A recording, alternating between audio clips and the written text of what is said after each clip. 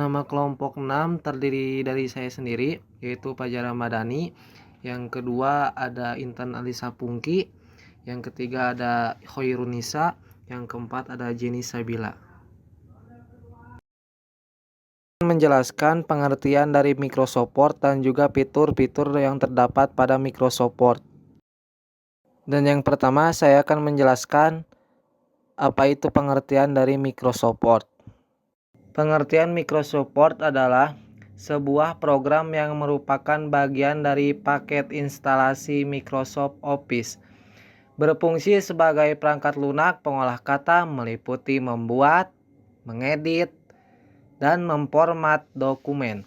Perangkat lunak pengolah kata atau word processing adalah program yang digunakan untuk mengolah dokumen berupa teks, misalnya surat, kertas kerja, brosur, kartu nama, buku, jurnal, dan lain-lain. Fungsi Microsupport itu ada 3. 1. Membuat dokumen.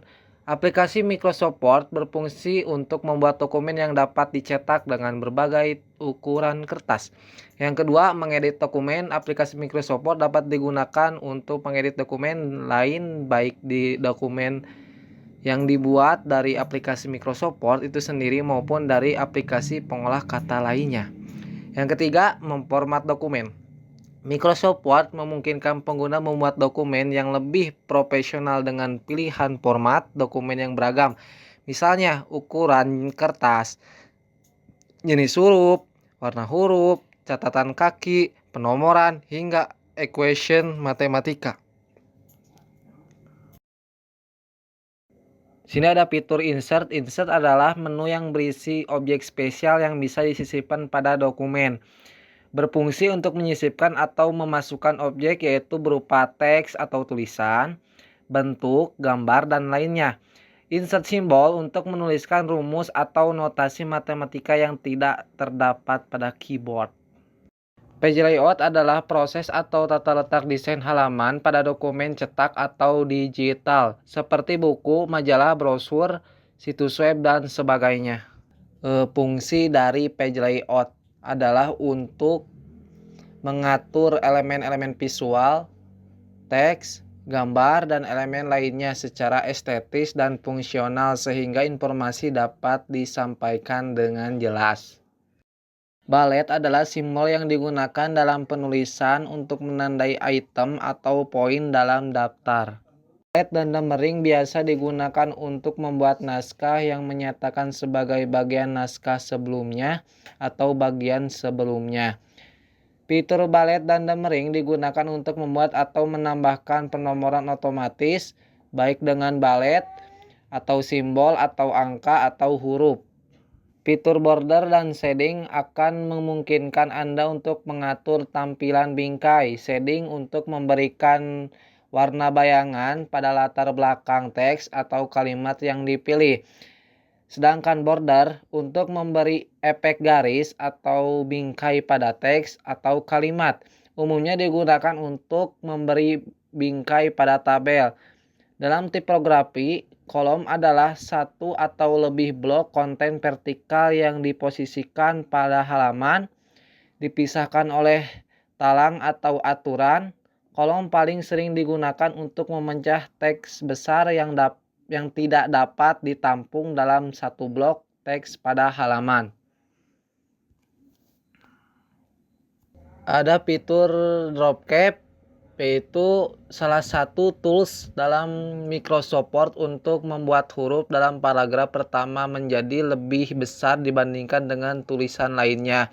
Tabel adalah kotak-kotak sel yang tersusun dalam baris dari kolom. Assalamualaikum warahmatullahi wabarakatuh. Di sini kami akan menjelaskan tentang bagaimana memberikan penomoran pada Microsoft Word. Langkah pertama untuk penomoran page yaitu klik menu Insert lalu pilih Page Number, lalu posisikan halaman yang Anda inginkan seperti di bawah tengah, bawah kanan, dan sebagainya. Lalu pilih OK. Lalu untuk membuat kata pengantar dan daftar isi menggunakan angka Romawi. Anda bisa memilih halaman yang akan diberi nomor, lalu klik tab insert. Setelah itu klik opsi page number, lalu pilih opsi format page number dan klik number format.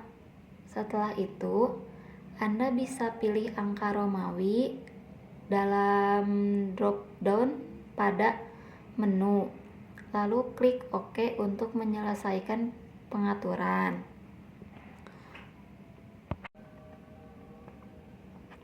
Penomoran halaman dengan angka Romawi biasanya digunakan untuk halaman depan, seperti kata pengantar, daftar isi, dan kata sambutan.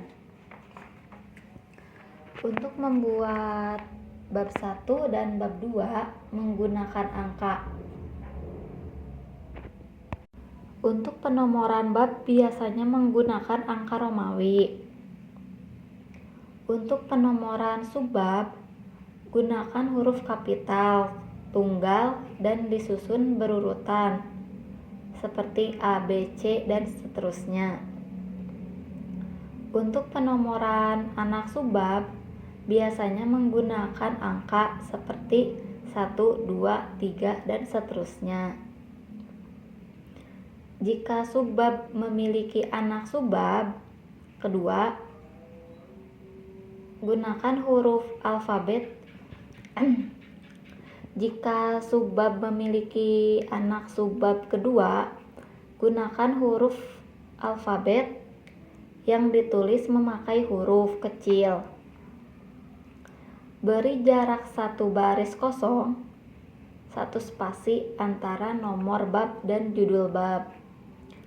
Gunakan heading 1 untuk judul bab, heading 2 untuk subjudul bab, dan heading 3 untuk subbab. Cara membuat daftar isi di Microsoft Word. Yang pertama, Anda klik menu Reference, lalu pilih opsi Table of Contents dan klik Automatic Table 1. Microsoft Word akan otomatis membuat daftar isi dan subjudul dengan beberapa nomor. Microsoft Word akan otomatis membuat daftar isi. Cara membuat daftar isi di Microsoft Word. Yang pertama, Anda klik menu Reference di Microsoft Word dan pilih opsi Table of Contents dan klik Automatic Table 1. Microsoft Word akan otomatis membuat daftar isi dan subjudul dengan keterangan nomor halaman. Anda bisa melakukan edit ulang untuk menyesuaikan urutan daftar isi. Untuk memperbarui, klik Reference, lalu Update Table. Pilih antara opsi Update Page Number Only untuk memperbarui nomor halaman, dan untuk Update Entry Table untuk memperbarui seluruh urutan daftar isi apabila ada entry yang hilang dari daftar isi.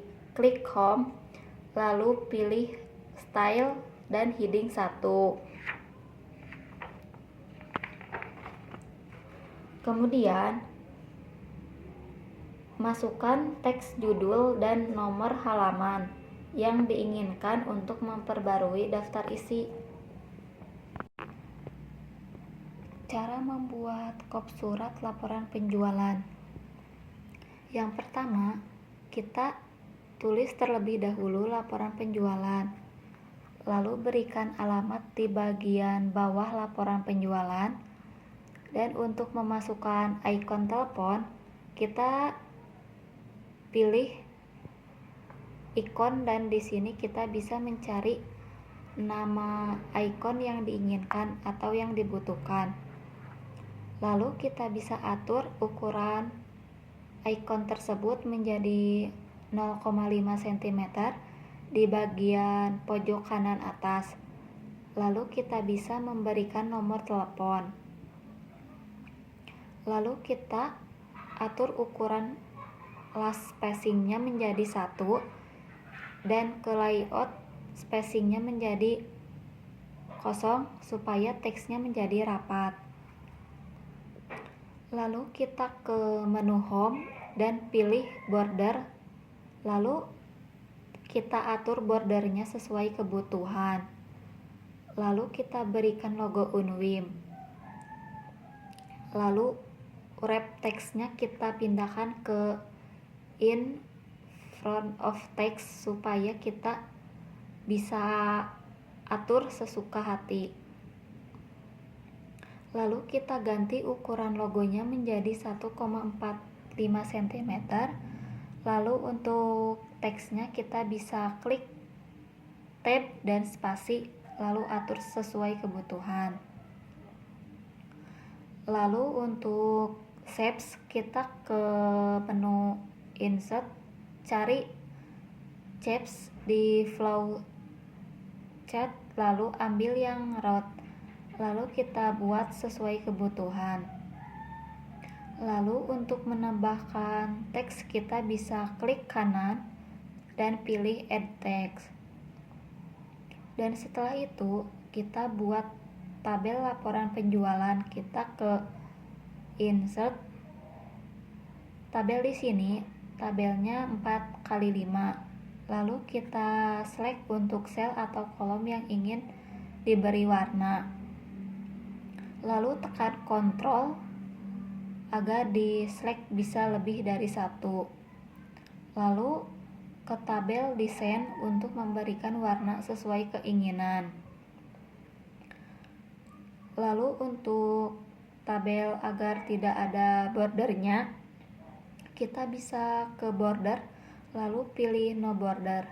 Jangan lupa tabelnya kita select agar kena semua. Lalu kita tinggal masukkan teksnya sesuai contoh atau keinginan. Cara membuat kop surat laporan penjualan.